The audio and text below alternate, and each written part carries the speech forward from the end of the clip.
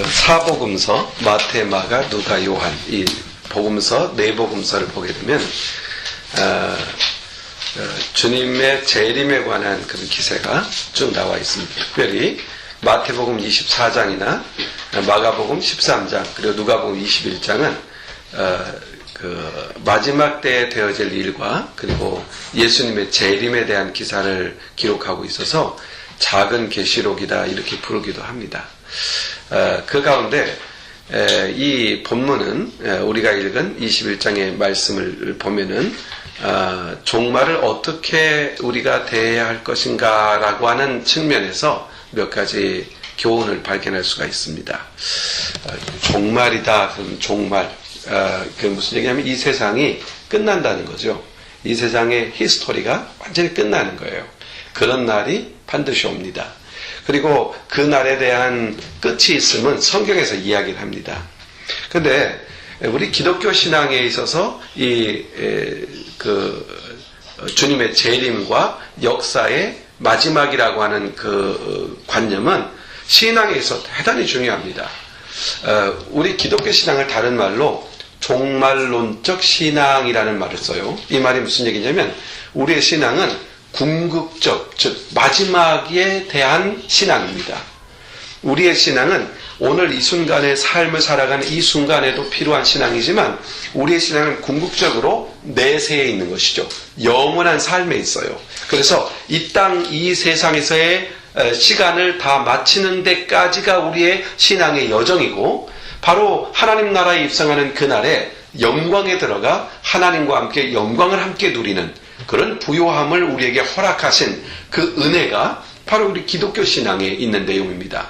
바로 그 영광에 들어갈 수 있는 자격이 우리에게 없기 때문에 그리스도 예수께서 오셔서 우리의 죄를 사하시고 그 영광스러운 사람으로 변모시키고 새롭게 하시고 그리고 이 신앙의 삶의 과정을 통하여 우리를 연단하고 훈련해서 그 영광을 맛보게 하시고 그 영광을 알고 맛보는 만큼 세상 사람들에게 뭘 보여요? 그 영광스러움을 보일 수가 있는 거죠. 내가 만난 하나님이 있어야 다른 사람 앞에 내가 만난 그 하나님에 대하여 소개할 수 있는 것이죠. 하나님에 관해서 하나님에 대하여 소개하는 사람은요 힘이 없습니다.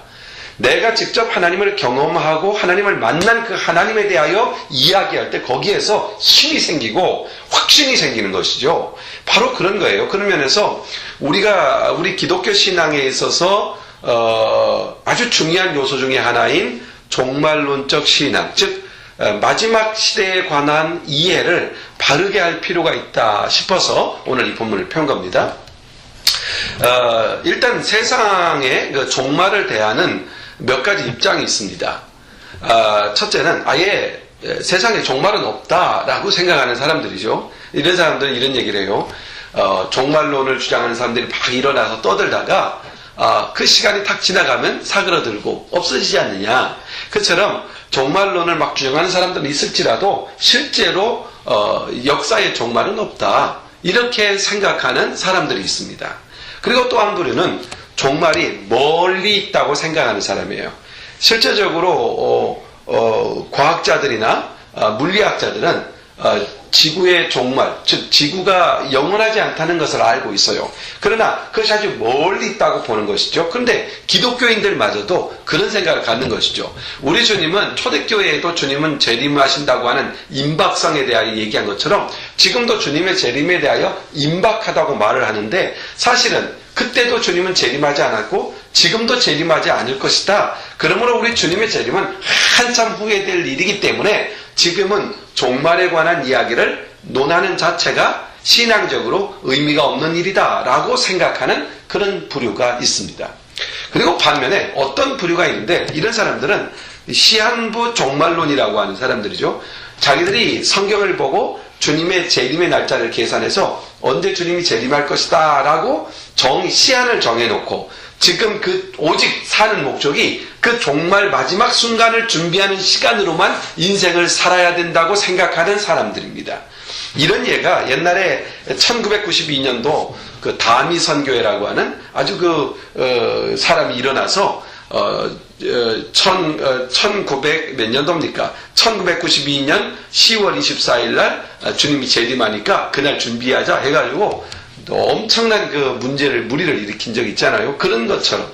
그리고 2000년이 들어서면서 밀레니엄이라고 하는 그 새로운 뉴 밀레니엄이라는 사상과 결부되면서 노스트라다무스라든지 뭐 여러 가지 그 세상적인 어떤 종말론이 흥행하기도 하고 또 세대주의적인 종말론이 일어나서 크리스찬이라고 하는 사람들이 마치 기독교적 종말론을 내세워서 끊임없이 종말 날짜, 즉 예수님의 재림 날짜를 예측하고 그 날짜를 향해서 오직 인생을 살아야 된다고 하는 그런 관념을 가진 사상들이 있어 왔어요. 얼마 전에는 최근 2012년 12월 21일 날 그 마야의 달력이 그날로 그 달력 일자가 끝났기 때문에 역사가 아마 그때 마무리될 거라고 하는 어떤 종말론이 일어나서 바로 그런 종말 사상과 기독교 사상을 합체해가지고 새로운 어떤 종말론을 막 주장했던 시한부 종말론을 주장했던 그런 부류가 지난 몇 년 지지난해까지 그런 일이 있었죠. 하여튼 이런 시한부 종말론은 마치 인생을 자포자기 하듯이 마치 오직 종말만을 향해서 인생 전부를 다 버려야 되는 것처럼 생각하는 그런 잘못된 신앙을 키워가기도 했습니다. 그러나 우리 기독교 신앙에 있어서의 바람직한 종말론적 태도는 성경이 말씀한 대로 그 마지막 순간 주님의 재림의 날을 믿고 그날이 있음을 믿고 그날을 기다리며 오늘에 충실한 것입니다. 그날이 있다는 것을 분명히 우리는 알아야 돼요. 주님의 재림의 날은 반드시 옵니다. 근데 그 날이 오늘이든 내일이든 우리는 관계가 없습니다. 왜냐하면 우리는 언제든지 그리스도 안에서 준비된 사람으로 살아가기 때문이죠. 그리고 우리가 주어진 삶을 하루하루 그날에 주어진 삶을 그리스도 안에서 최선의 삶을 살아가는 것이 주님을 만날 준비를 하는 것이라는 사실을 알고 성경 말씀대로 믿고 주님의 재림이 있음을 정확하게 믿고 기대하고 기다리면서 오늘의 삶을 살아가는 태도가 필요하다는 겁니다. 그런 면에서 오늘 본문이 주는 몇 가지 교훈을 살피면서 종말론적 신앙과 자세를 어떻게 우리가 가져야 균형 잡힌 신앙을 가질 수 있는가. 동시에 우리의 신앙이 이 종말론적 신앙이라고 하는 것은 이런 의미를 가지고 있는 거예요. 진부하거나 또는 매너리즘에 빠지거나 그것이 아니라 날마다 경각심을 가져야 된다는 거예요. 그것이 바로 기독교 신앙이 가져야 되는 아주 중요한 요소거든요. 그런 면에서 오늘 성경 말씀에서 오늘 본문에서 몇 가지 종말론적 신앙, 즉 종말을 인정하고 주님의 재림을 기다리는 자의 마땅한 신앙 태도는 어떤 것인가를 검토해 볼 필요가 있습니다. 먼저 31절에 보면 이런 말씀이 나옵니다.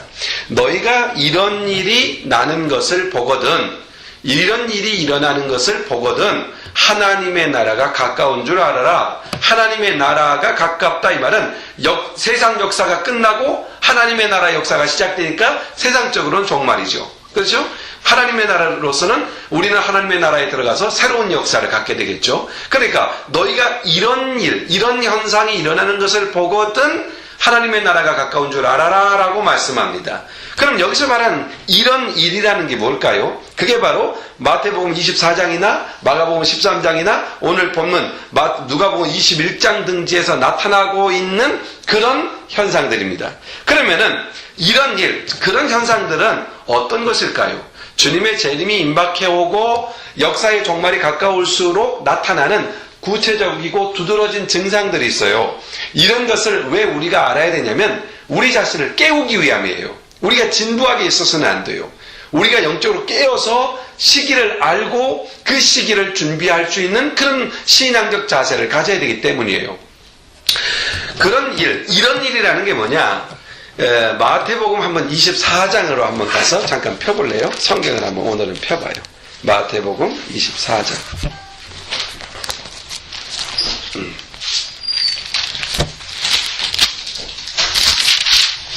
마태복음 24장 먼저 4절로 5절을 한번 읽어봅니다. 4절부터 5절까지. 자, 찾았어요?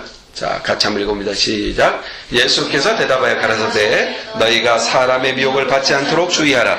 많은 사람이 내 이름으로 와서 이르되 나는 그리스도라 하여 많은 사람을 미혹해 하리라.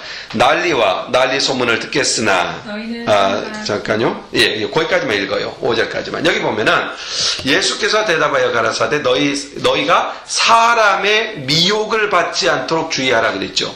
사람의 미혹이에요. 사람의 욕, 사람의 말, 이런 얘기입니다. 사람의 말에 현혹되지 말아라, 이런 의미의 말이죠. 많은 사람이 예수 이름으로 와서, 즉 다른 사람들이 마치 자기가 예수의 사람이고 예수의 선지자인 것처럼 와서, 그래서 내가 그리스도다라고 이렇게 말해서 많은 사람들을 비진리, 잘못된 곳으로 끌고 가게 될 것이다. 사람들의 미혹, 이런 현상이 많이 일어나면 주님의 때가 가까웠구나, 이걸 알라는 얘기입니다. 자, 밑으로 내려가서 11절을 같이 한번 읽어보세요. 11절 시작.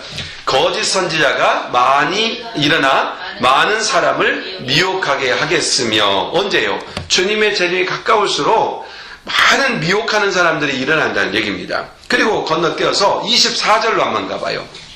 24절 읽습니다. 시작. 거짓 그리스도들과 거짓 선지자들이 일어나 큰 표적과 기사를 보여 할 수만 있으면 택하신 자들도 미혹하게 할. 그러니까 당연히 넌크리스찬들의 경우는 이런 미혹을 받아서 넘어갈 수 있겠지만 그리스도인이라고 하는 사람들도 이런 미혹에 넘어가서 낭패를 당하는 경우가 있다는 얘기예요. 이런 일들이 엄청 많이 일어난다. 이것이 자주 일어난다. 그것이 사회 현상으로 나타나고 있다. 그러면은 주님의 날이 가까웠구나, 이렇게 이해하라는 얘기입니다.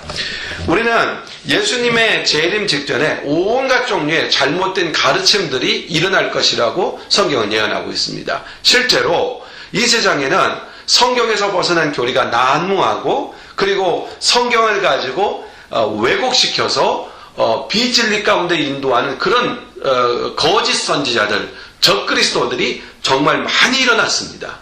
지금 이 시대 속에 얼마나 많은 그 적그리스도와 거짓 선지자들이 활동하고 있는지 모릅니다.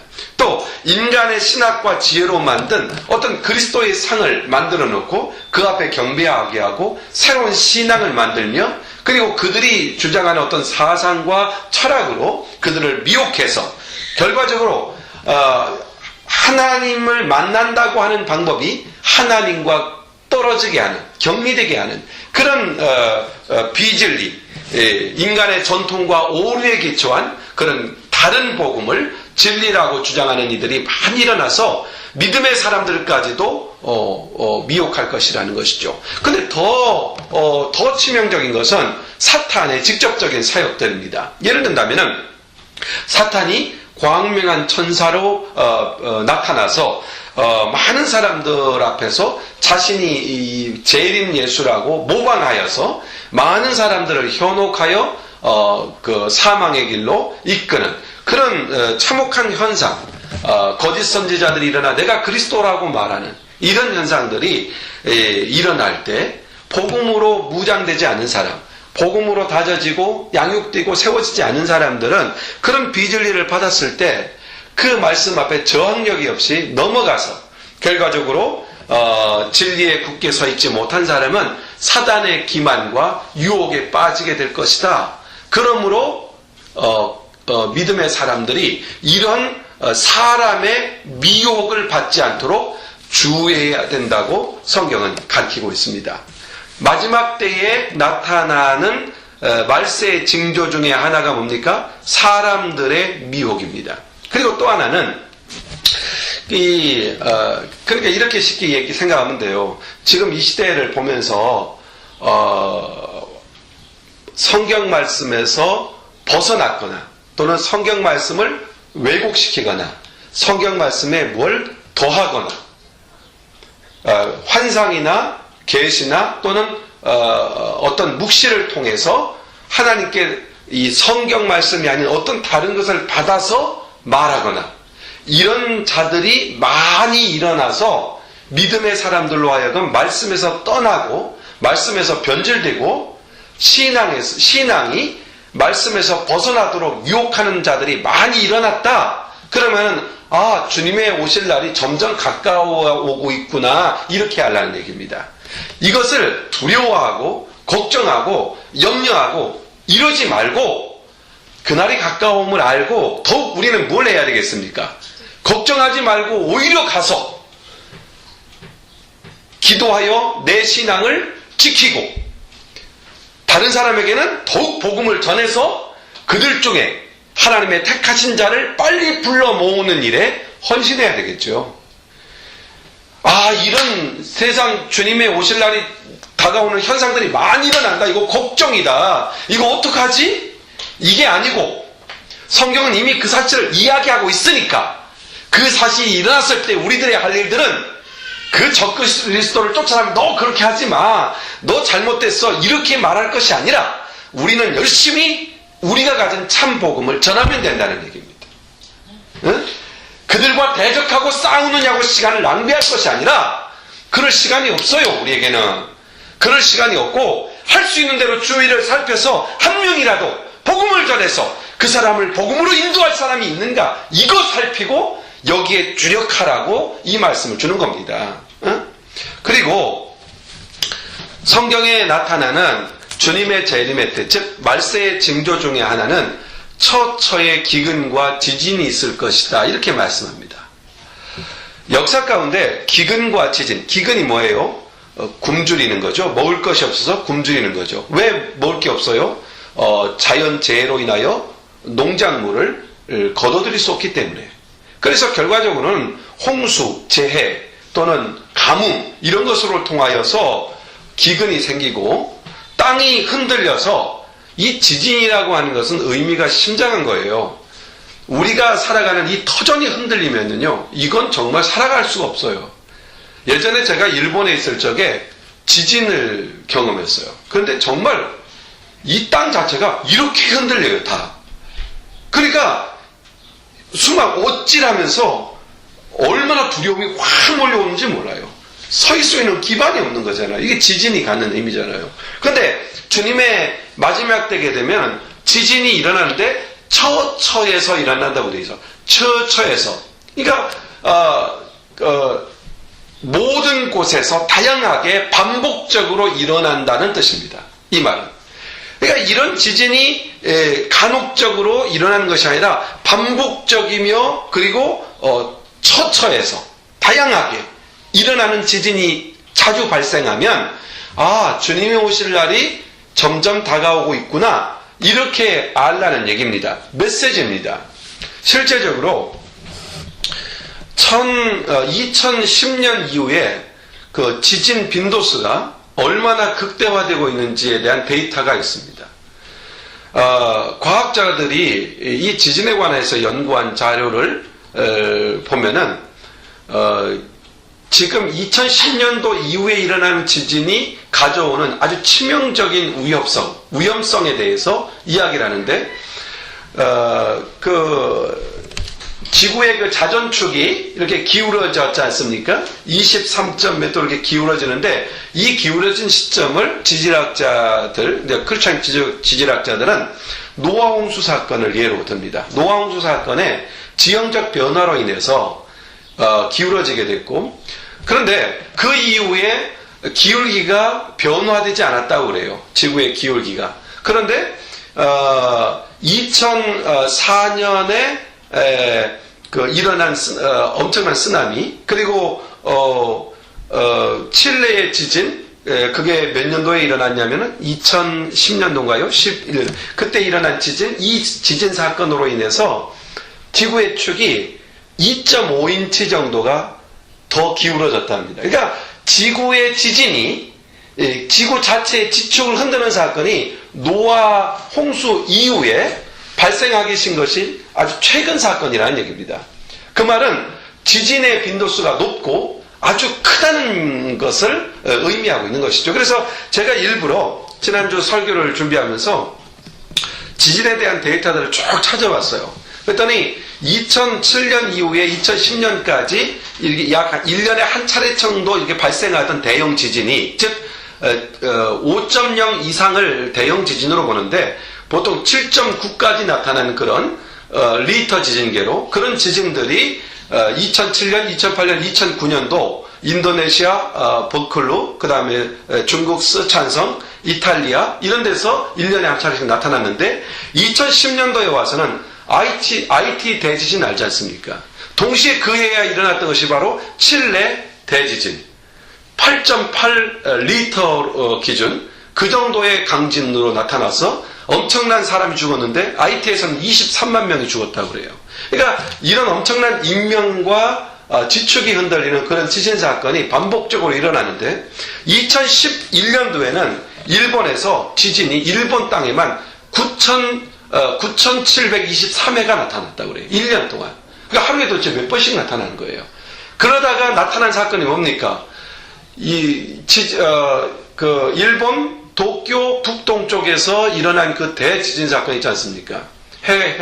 해상에서 생겨난 지진으로 인해서 해상에서 9.2 정도의 지진이 일어났고 지면에 도착하면서 8.8의 지진이 일어나면서 원자로가 균열되어서 지금 피해가 이어지고 있잖아요. 그런 지진 사건이 일본에 일어났고요. 그 다음에 2012년도 인도 수마트라 섬에 일어난 대지진 사건으로 인해서 우리나라도 얼마나 많은 구호품을 보내고 그랬습니다. 그런 사건들이 있었고요. 그런데 중요한 건 이겁니다. 우리나라 대한민국 땅은 지진의 안전지대라고 했었는데 2012년도에 지진이 29회나 반복되었고 2013년도에는 97회나 발생했다고 그래요. 2.0 이상이.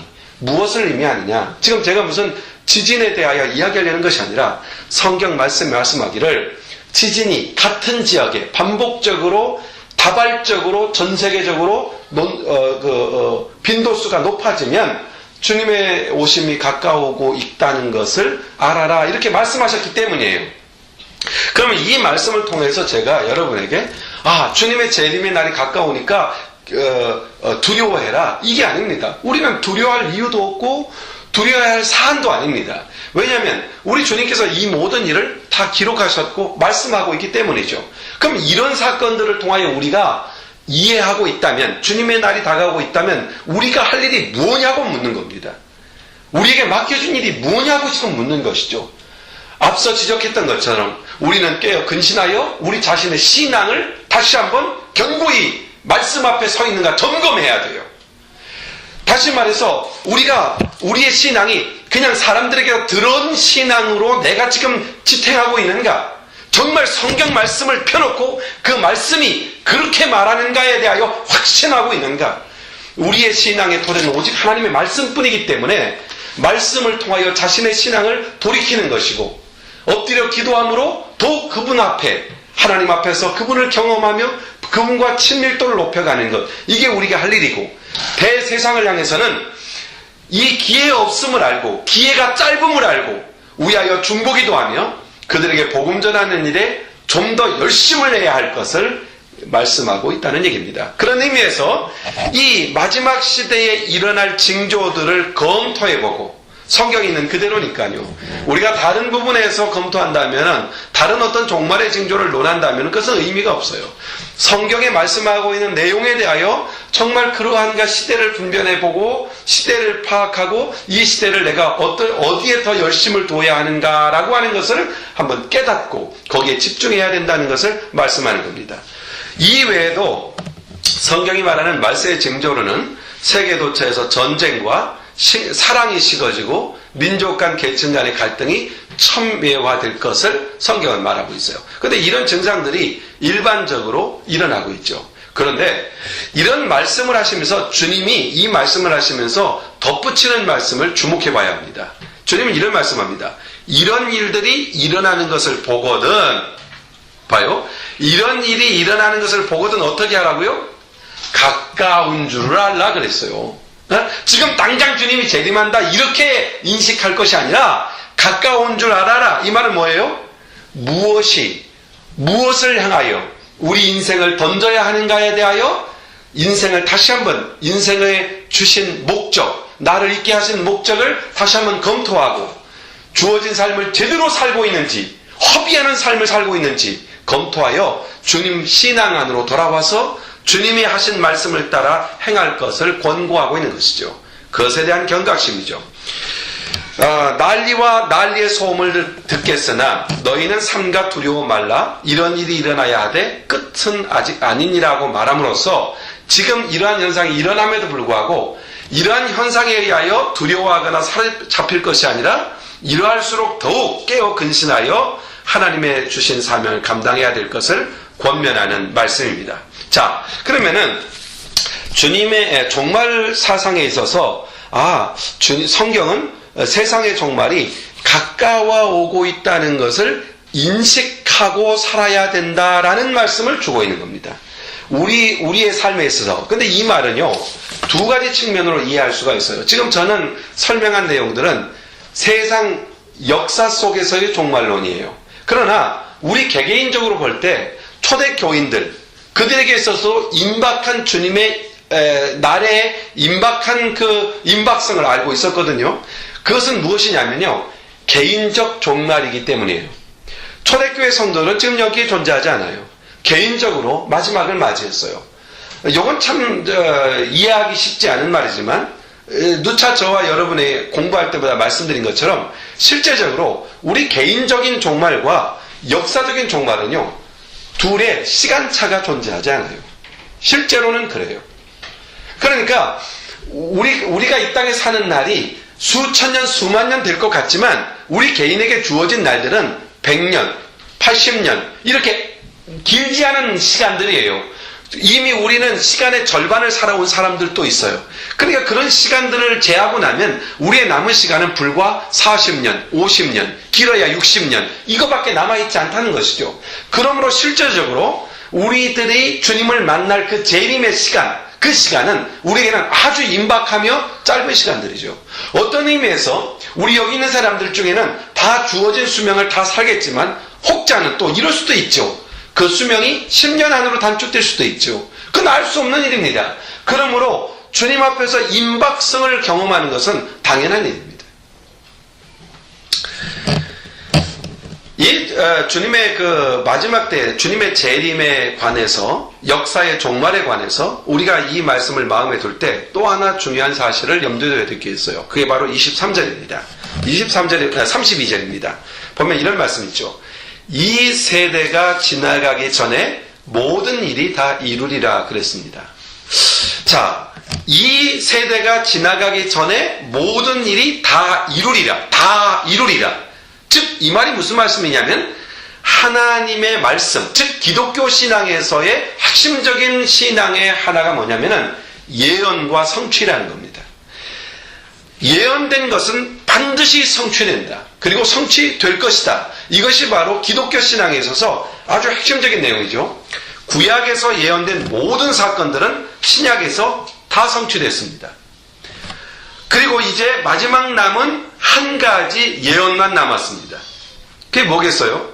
주님의 재림입니다.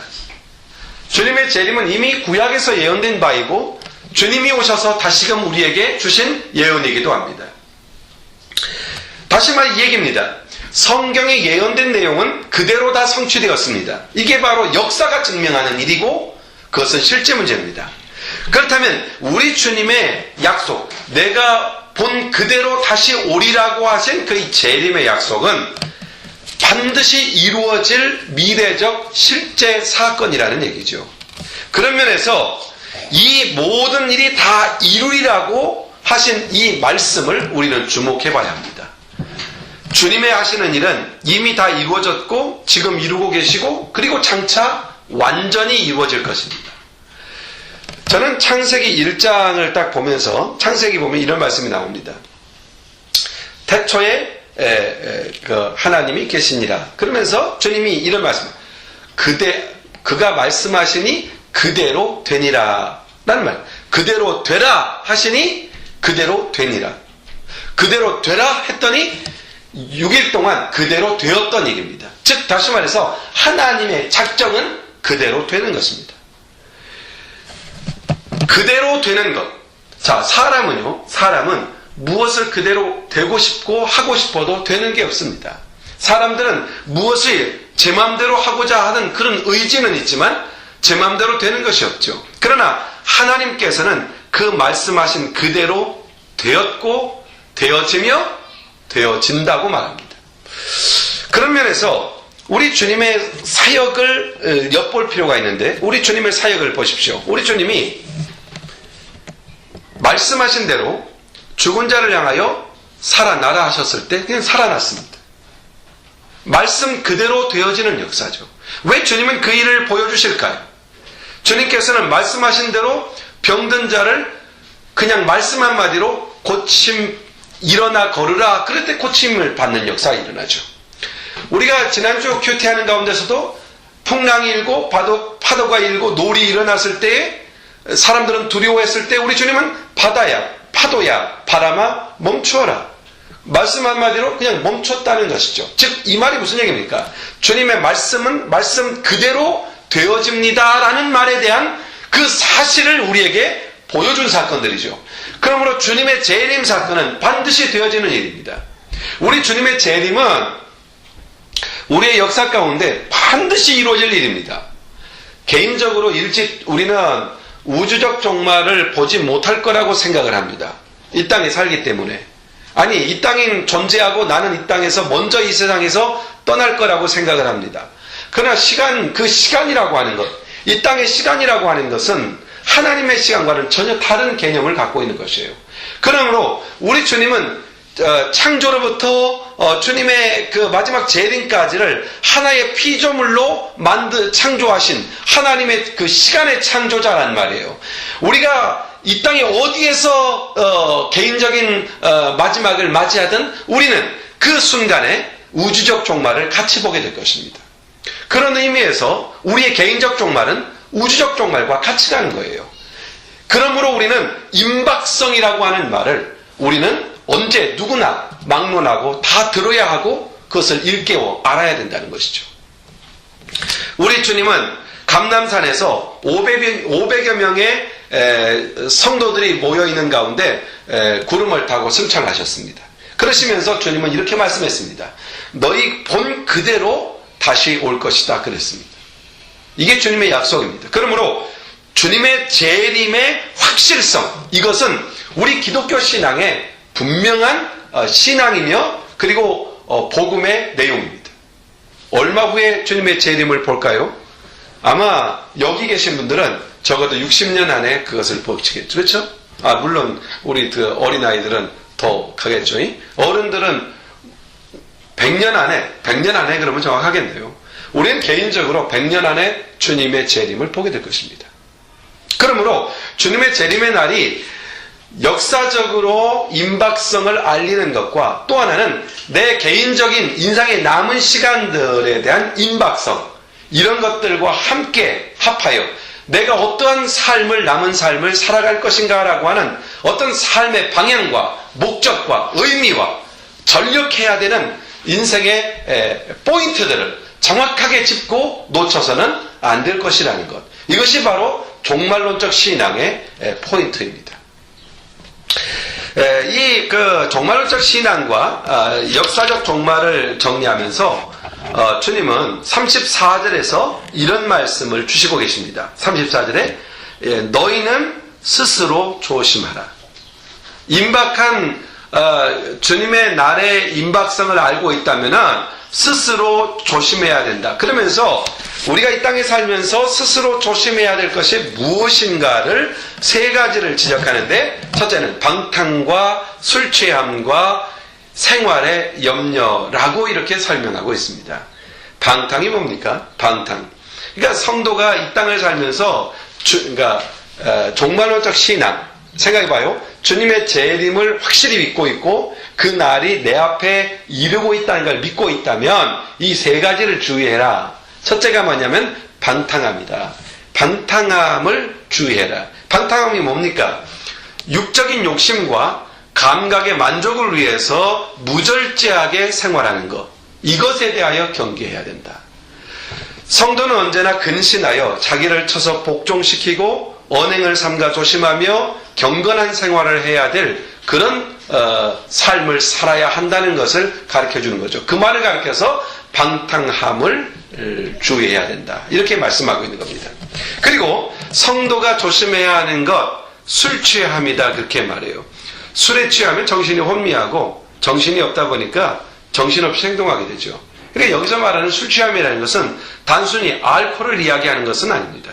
에베소서 5장 18절에 보면 술 취하지 말라 그랬습니다. 이 말은 다른 말로 세상 것에 취하지 말라 그런 얘기입니다. 세상 것에 현혹되지 말라. 그러니까 지금 얼마 전에 이렇게 인터넷에 보니까 그 핸드폰과 기도 어떤 것이 더 좋은 것이냐 해서 비교하는 글을 써놓은 게 있어요. 핸드폰은 통화가 안 되면 통화할 수 없지만 하나님은 언제든지 통화할 수 있다. 뭐 이런 식의 표현으로 비교하면서 핸드폰 사용 시간보다는 기도 시간을 늘려야 된다. 이렇게 강조하는 아주 재치 있는 그런 글을 본 적이 있어요. 그런데 우리가 예를 들어서 봅시다. 술 취함이라고 할 때 바로 그런 것이죠. 컴퓨터가 또는 핸드폰이 또는 우리들의 그 오락이 또 우리가 추구하고 우리가 원하는 어떤 탐욕과 이런 것들에 빠질 수 있는 많은 요소들이 바로 거기에 취함의 원인이 될 수 있죠. 그러므로 주님은 이런 것에 취하여 살지 말라고 말하는 것이죠. 마지막 때가 오면은 이 모든 것 다 내려놔야 되지 않습니까? 계시록 17장 2절에 보면 종말의 징조에 대해서 이렇게 표현하는 부분이 있습니다. 땅의 임금들도 그로 더불어 음행하였고 땅에 거하는 자들도 그 음행의 포도주에 취했다. 그러니까 세상에 취했다는 얘기입니다. 그래서 세상 것에 취하는 것, 물질주의, 향락주의, 세상 문화 거기에 도취하면 마음에 둔해져서 영적인 잠이 들게 된다고 하는 것을 경각심을 주고 있는 겁니다.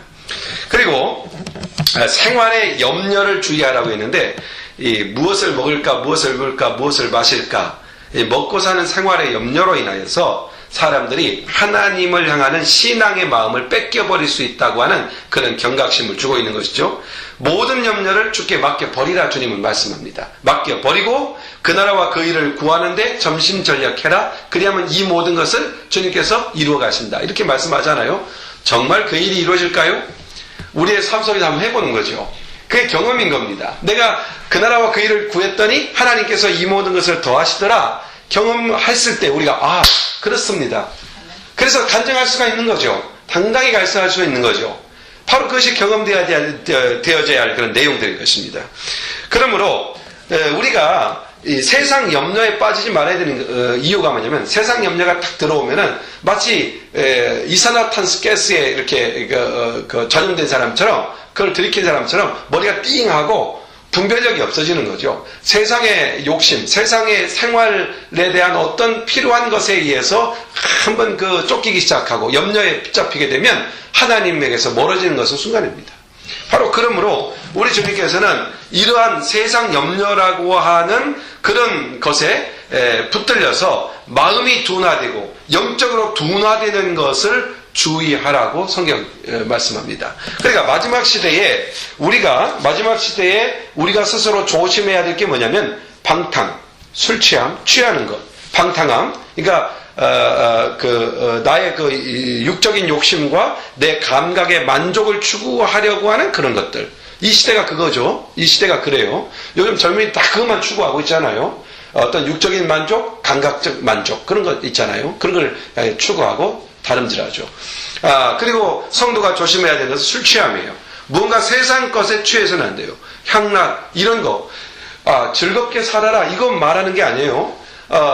음식을 먹으면서 포도주 한 잔 곁들여서 음식을 먹지 마라 이런 얘기가 아니에요. 무언가에 취하는 거예요. 취한다는 것은 거기에 몰입되어서 다른 것은 보이지 않는 것들이죠. 바로 그것을 주의하라는 거예요. 우리는 돈이 필요하지 돈을 추구하면 결과적으로 망하는 거죠. 건강은 우리에게 필요한 거지 건강을 추구하게 되면 그건 망하게 되는 것이죠. 바로 그런 얘기입니다. 이 땅에 있는 것은 우리에게 영원히 보장될 수 없는 것들인데 그런 것들을 목표와 목적으로 삼고 있는 것들 이걸 취한다 이렇게 표현하는 거예요. 취했다. 그리고 성도가 조심해야 되는 것은 염려. 생활 속에 있는 염려들이죠. 생활에서 염려할 게 참 많잖아요. 무엇을 추구하고 이건 어떻게 경쟁에서 뒤지면 어떡하나 또는 이것은 필요한데 없어서 어떡하나 내일은 어떡하나 미래는 어떡하나 이런 염려들 말입니다. 이런 염려는 오늘을 충실히 사는 사람에게는 내일이 자동적으로 기회가 주어지는 것이지 내일은 염려한다고 해서 그것이 오는 것이 아니죠. 그러니까 우리들의 성실한 삶이 필요할 뿐인 것이지 염려의 생활의 염려는 결국 탐욕과 욕심에서 오는 것이기 때문에 신앙적으로 신앙을 영적인 잠을 자게 하는 요소가 된다는 것을 경계하고 있는 겁니다. 계시록 1장 10절에 보면 사도 요한이 이런 말을 합니다. 주님의 말씀이 나팔 소리같이 크게 들렸다. 이런 표현을 씁니다. 주님의 말씀이 나팔 소리처럼 들렸다. 그 뭐예요? 심령이 살아있다는 거죠. 그렇죠? 영안이 열려있다는 거죠. 절제하고 기다리고 준비하는 사람에게는 주님이 오시는 날은 영광과 기쁨의 날이지만, 그러나 방탕과 세상에 취하고 세상의 염려에 붙들려 사는 사람에게 주님의 재림은 저주죠. 두려움이죠. 그렇게 되는 것입니다. 그런 면에서 우리가 주의해야 될 것, 방탕함과 술 취함과 세상의 염려 속에 우리 자신이 묻히지 않도록 우리는 스스로 조심해야 돼요. 옛날에 제가 처음에 외국을 여행하기 위해서 여행사를 통해서 이제 여권도 발급받고 그 다음에 이제 비행기 티켓을 끊어서 출국하기 직전인데, 저를 가이드해 줬던 저 여행사 직원이 외국을 여행하면서 두 가지를 철저히 조심하라는 거예요. 첫째는 여권을 분실하지 않도록 조심해라. 그리고 두 번째는 물을 아무거나 마시지 말고 꼭 미네랄 워터를 사서 마셔라. 이 두 가지를 꼭 해야 된다. 왜냐면 물 잘못 먹어서 배탈 나면은 여행 아주 망친다고. 그 다음에 여권은 한국 여권을 노리는 사람이 참 많으니까 그거 조심해야 된다고. 두 가지를 얘기해요. 그러면서 덧붙여서 이런 얘기를 해요. 그러나 결과적으로는 스스로 챙겨야 된다고. 스스로 조심해. 스스로 자기를 챙겨야만 된다고. 스스로 자기를 챙기라고. 이런 얘기를 하더라고요. 그런데 신앙에서도 마찬가지입니다. 우리의 믿음 결과적으로는 도움을 받고 성숙하기까지 교육자가 도와줄 수 있고 또 서로가 도울 수 있지만, 결국 자기의 신앙은 자기가 지켜야 되는 겁니다. 내 믿음 내가 가져야 되는 겁니다. 내가 믿음을 가질 수 없었는데 믿음을 갖게 하셨습니다. 이제부터 그 믿음을 붙잡는 것은 내 일이지 탓할 일이 아니라고요. 우리 교회는 교회가 많은 어떤 영적인 영감이 부족해서 믿음이 약하면, 이런 말 필요 없다는 얘기예요. 결과적으로는 내 문제예요. 1000명이 모여서 예배하든 두 사람이 모여서 예배하든 간에 성경에 오죽하면 그렇게 말했겠어요? 두세 사람이 있는 곳에 내가 그들 중에 있느니라고. 무슨 얘기입니까? 결과적으로는 내가 하나님과 만나는 것이고 내가 하나님과의 관계를 갖는 거예요. 이게 중요한 것이라는 얘기죠. 결과적으로 그렇습니다. 내 신앙은 내가 챙겨야 되는 겁니다. 내가 살펴야 되는 겁니다.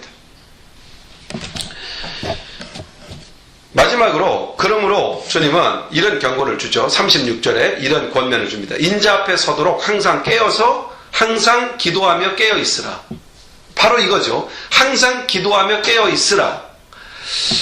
인자 앞에 서도록 무슨 얘기입니까? 우리는 결과적으로 주님 앞에 결국 선다는 얘기죠. 심판대 앞에 선다는 것이죠. 마태복음 25장에 보면 이런 얘기가 나와요. 아마 여러분도 성경 읽으면서 봤겠지만은, 마지막 때에 주님이 부르시면 오른쪽과 왼쪽을 나눠서 오른쪽에는 양을, 왼쪽에는 염소를 두겠다고 얘기하잖아요. 이게 무슨 얘기냐면, 오른쪽에는 하나님의 택한 사람들, 하나님의 속한 사람들, 왼쪽에는 심판할 사람들을 둔다는 얘기입니다. 결과적으로 하나님의 사람이든 심판받을 죄인이든 다 주님 앞에 서게 된다는 얘기입니다. 이게 바로 마지막 주님의 때에 이루어질 아주 중요한 사건들이죠. 주님 앞에 서는 것. 다 주님 앞에 설 사람이에요. 그래서 우리는 깨어서 기도해야 될 아주 중요성을 갖는 거죠. 그러면 깨어있으라는 말, 이 말이 무슨 말일까요? 그냥 문자적으로 잠자지 말아라, 뭐 이런 표현인 것 같지만 그런 의미가 아니라는 걸 알고 있죠. 여기서 깨어라는 말은 영적인 잠에서 깨어야 된다, 이런 얘기죠. 영적인 동면 상태, 이런 겁니다. 기도를 쉬고 있다면, 기도에 대해서 내가 기도를 쉬고 있다면 내가 영적인 동면 상태에 있는 거예요. 난 살아있지만 실제로는 활동이 없는 거죠. 왜 겨울잠 자는 곰처럼 막 기름을 한참 비축하고 추운 겨울에 들어가서 3개월씩 자고 나오는 그런 모습처럼, 마치 우리의 신앙이 그래서는 안 된다는 것이죠. 우리의 신앙이 영적 동면에 들어있지 않는가를 검토해 봐야 되는 거예요. 그래서 깨우라는 거예요. 너 잠자고 있지 않느냐? 예를 들어서 이런 거예요. 우리가 예배를 드리는데, 예배를 하나님 앞에 드리는 것이 아니라 예배에 참석하는 경우예요. 예배를 통하여 우리가 말씀을 들으면서 하나님의 음성 듣기를 사모하고 그분과의 교통이 중요한데 그거를 놓치는 것이죠. 이건 영적 동면이에요. 영적으로 이미 죽어 있는 것이죠. 영적으로 숨을 쉬고 있지 않는 거예요. 그러니까 생명력이 없죠.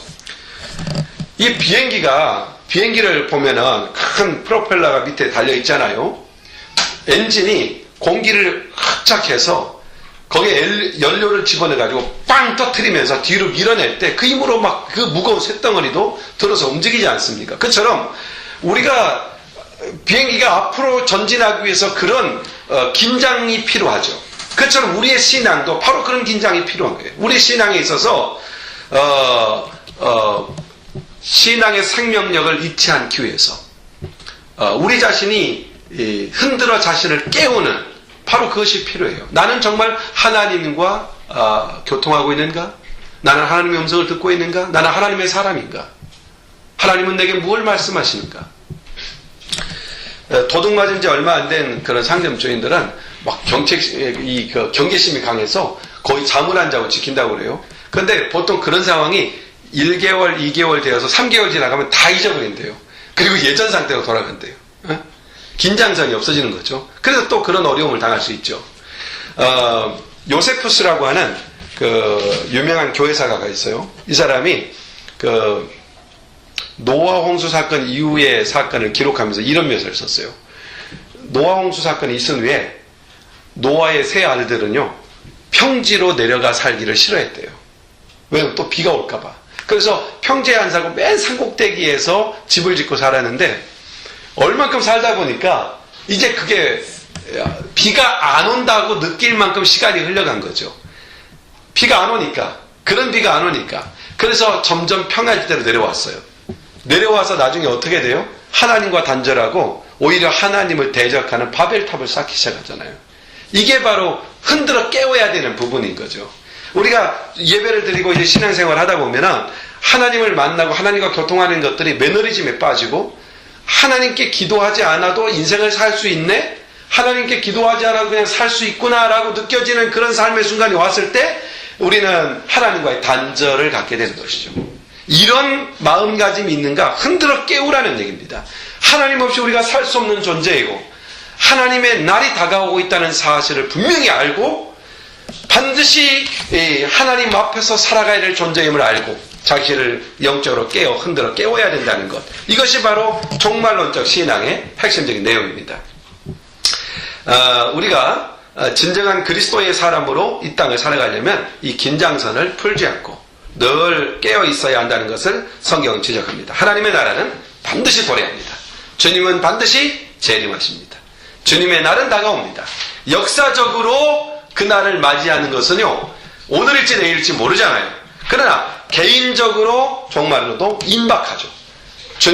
내가 개인적으로 주님을 맞이할 날도 점점 다가오고 있고, 역사적으로 그날이 다가오는 것도 현상상으로 볼 때 멀지 않다는 것. 이 두 가지 측면이 다 임박성을 제시한다면 우리가 깨어 근신하여 하나님 앞에 서야 될 것입니다. 그렇다면 우리에게 필요한 것이 영적 각성인데, 정신을 차리고 영적으로 깨어나는 것인데, 데살로니가전서 5장 6절에 이런 말씀을 줍니다. 그러므로 우리는 다른 이들과 같이 자지 말고 오직 깨어 근신할지라 그랬어요.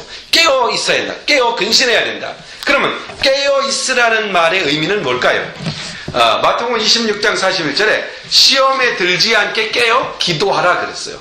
그러니까 깨어 있다는 말은 기도한다는 말이죠. 또 골로새서 4장 2절에 보면 기도를 항상 힘쓰고 기도에 감사함으로 깨어 있으라 그랬어요. 그러니까 깨어 있다는 말은 곧 기도한다는 말이죠. 깨어 있으라, 기도한다. 똑같은 말입니다. 구세군 창설자 부스라는 사람이 이런 말을 했어요. 모든 것이 당신에게 달려있는 것처럼 일을 해라. 그러니까 우리가 일을 할 때 그런 태도로 해야 돼요.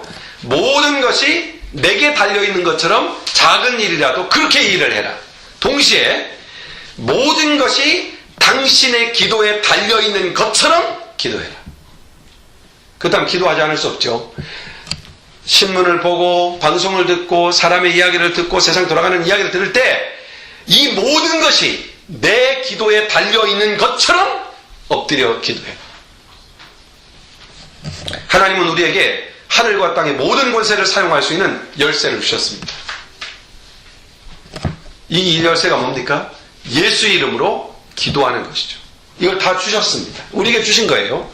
그런데 어떤 사람은 그 열쇠를 항상 사용해서 구하여 얻고 막힌 문을 열으며 살아가요.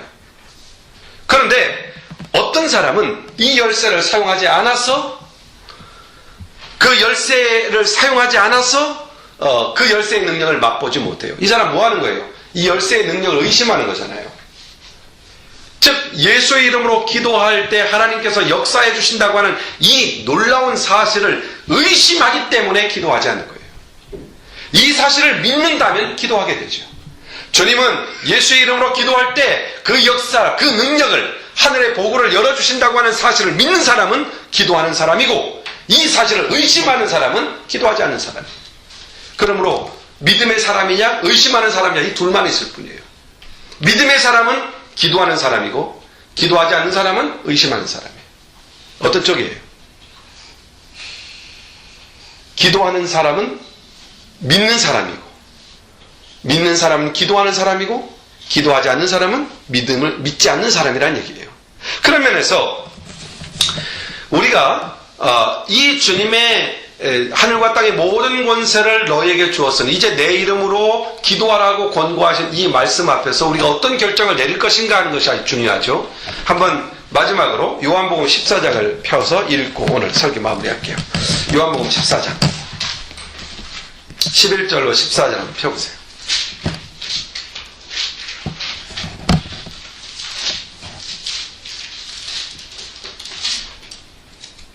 자, 찾으셨어요? 요한복음 14장 11절로 14절 같이 읽습니다. 시작.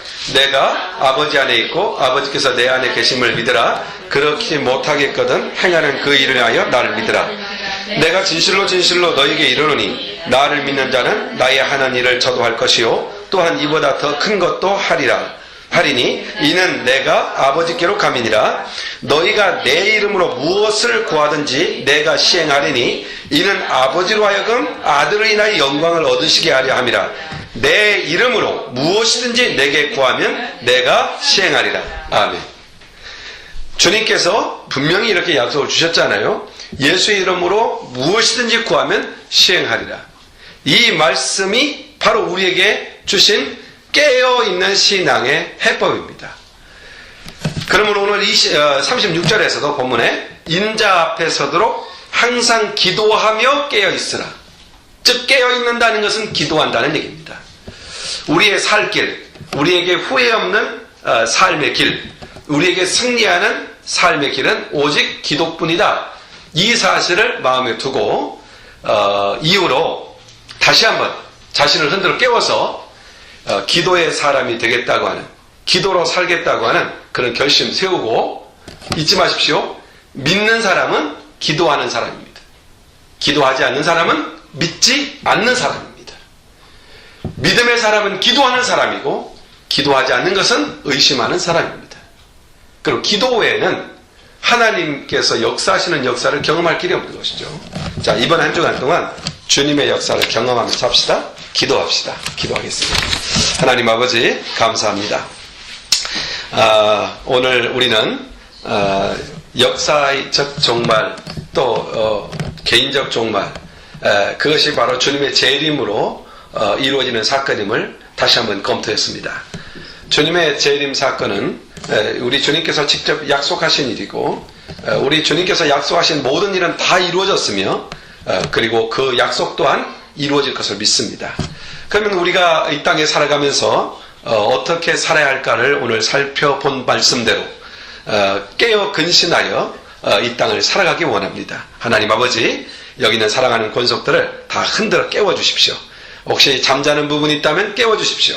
동면에 든 부분이 있다면 깨워주십시오. 그래서 엎드려 기도함으로 우리가 믿는 그것이 기도할 때 나타나는 놀라운 역사함으로 나타나는 그것을 경험하게 하시고 그 간증을 가지고 세상에 나가 그리스도의 복음을 전할 수 있는 우리가 되기를 원합니다.